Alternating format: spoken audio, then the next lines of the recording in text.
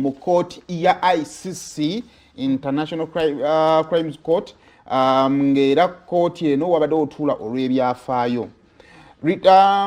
Joseph Kony yagenze mu byafaayo okubeera omuntu asoose court eno okutuula nekonfaminga emisango egimuvunaanwa nga taliiwo.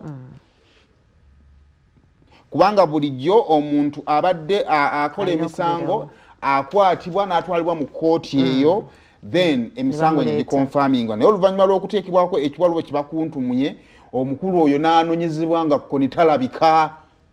Tunoonyeza Kony mu bibiira byonna Kony takola ki? Takyalabikako yadde. Kooti yatuuka time negamba owaayi tutuule tukonfaminga emisango ddala omusango ye omusajja tuliko emisango egy'omuvunaana bategiriko misango gya muvunaana. Ye ali ludda wa agyewozeeko naye otegedde bulungi. Kaakati nno okusinziira ku byazuuliddwawo Kony waliwo emisango egyasomeddwa egyamuteereddwako era abalooya oba prosecutors bagamba nti bwe bujulizi obumala omukulu ono okubeera nga ate avunaanwa.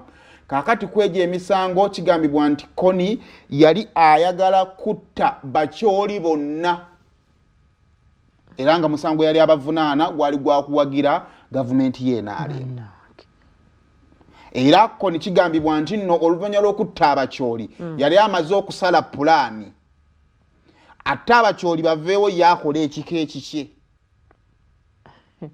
Era mu bbanga lye yamala mu buyeekera Kony yali alina abakazi 9 nga buli mukazi yali alina okuzaala abaana 15 okusobola okukola tribe ye. Kakati nga mu ekyo kigenda yali ayagala kukola kika kikye ekipya bali bakole ki baveewo.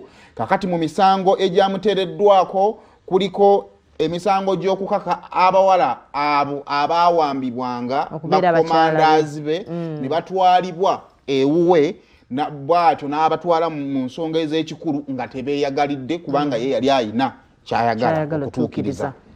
Era okusinziira ku bujulizi obwaleeteddwa kigambibwa mbu okukwata nga okwata ku mukyala gwe yali alondobyemu nti kakati oyo mukyala wa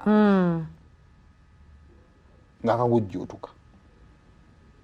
So olunaku olw'ejjo kkooti yamaze okukakasa nti kituufu omukulu ono singa aba afuniddwa emisango egy'okwewozaako weegiri.